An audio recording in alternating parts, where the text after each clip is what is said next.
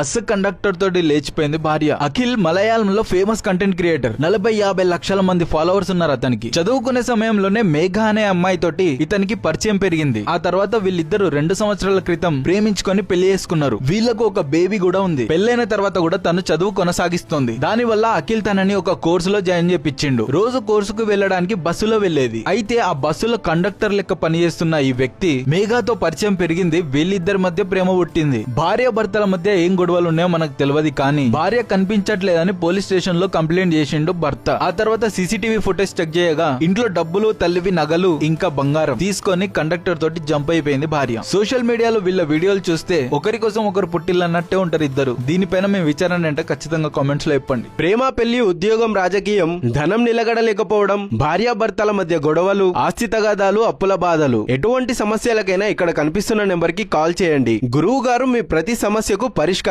చెప్తారు.